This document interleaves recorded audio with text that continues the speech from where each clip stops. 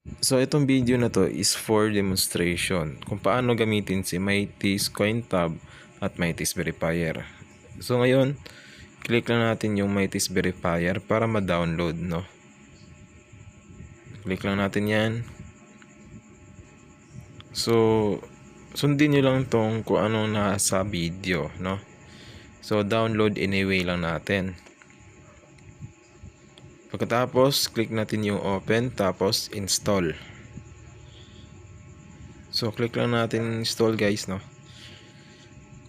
Pagkatapos, i-done lang muna natin. Tapos, punta tayo dun sa folder, tapos download naman natin yung CoinTab 123, no? Mighty's CoinTab 123. So, download muna natin to. Click download. Click para ma-download. So, download anyway. Pagkatapos naman yan, pwede nating i-open o kaya naman click natin yung 3 dots. Then, punta tayo sa downloads. Tapos, install natin yung Mighty's CoinTab.app. And then, click natin yung done. No? Done muna natin. So, ayun. Andito na yung mga apps natin, yung dalawa. So, app info muna tayo sa verifier. And then, punta tayo sa permissions.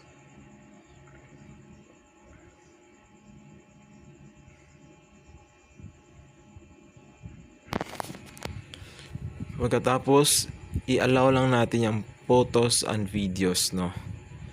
Allow always, no? Always allow lang natin yan.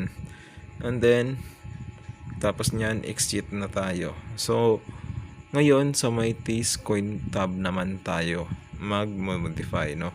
So, app info.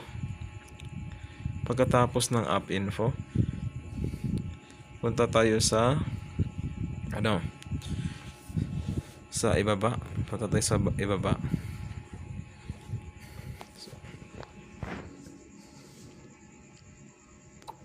So, i-allow lang natin yung modify system settings.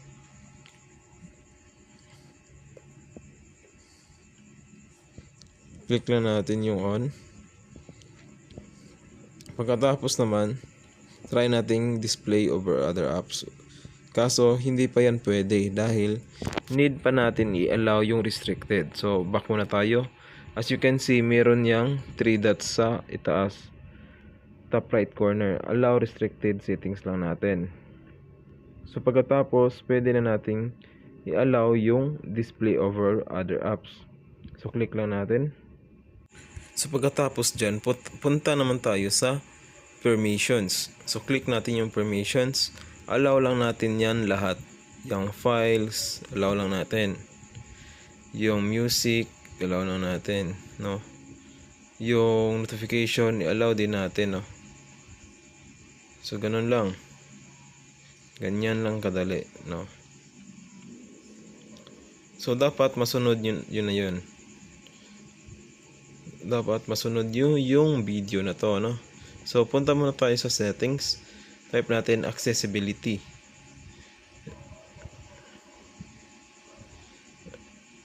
Then, may makikita kayong accessibility dyan. So, ayun, yung pinakauna na accessibility. So, dapat yung downloaded apps, makikita dyan yung Mighty's CoinTab. Turn on lang natin, use Mighty's CoinTab, and then allow, no? So, ganyan lang guys, kadali. So, may last part pa, no? So, yung do not disturb access, no? So, click lang natin yung do not disturb access. And then, click natin again yung do not disturb access. And then, hanapin natin yung Mighty's CoinTab. Click lang natin yung allow do not disturb. And then, click natin yung Mighty's CoinTab. Pagkatapos maklik, punta naman tayo sa Mighty's Verifier. So, as you can see, dapat naka-on yung charging off, no? Dahil hindi pa naka-plug yan. So, punta tayo sa Mighty's Verifier. So, as you can see, andito yung mga functions natin ng sites, no? So may napindutan akong mali, no? So back muna tayo. So as you can see, kung magta-tap tayo sa settings at contact, kailangan nga yung application ay license verified or license must be verified, no? So dahil hindi natin kasi magagamit yung verifier if yung license ay hindi verified. Kaya ang gagawin nyo guys, yung device ID, isi-send nyo yan sa akin, no? Again, copy nyo lang device ID, tapos PM lang kayo sa Facebook page na Mighty Dev. Tapos, doon tayo mag-usap. I-send mo lang yung device ID at isi-send ko sa'yo yung license key. Guys, no? So, again, yung device ID nga nakikita nyo dyan ay isi-send nyo sa akin. Hindi yung mismong device ID nyo, no? Yung device ID na generated ng Mighty's CoinTab, Mighty's Verifier, yun yung ikakopy nyo na device ID, tapos isi-send nyo sa akin para mabigyan ko kayo ng license key. Naintindihan ba? So, ganun lang guys, no? So, ngayon, copy device ID lang, tapos so dahil na-generatan ko na rin naman ito ng license key, so ipi-paste ko na lang yung license key dito, no? So as you can see guys, no, license verified. And then dapat may successfully verified dyan sa ibaba, no? Kung walang nakalagay dyan, dapat panoorin mo ulit yung video na to. So sunod nga gawin mo is click mo lang yung settings, no? Para dito kayo mag-select ng off background, yung ganun. If naka-off yung device, pwede nyo nating palitan yung image. At kung naka-on, pwede din natin palitan ng image. So, pwede may home tayo, settings at contact. So, contact nyo lang ako kapag may mga problema. So, ito, nag-testing na tayo, no? So, coins inserted, you may now use me.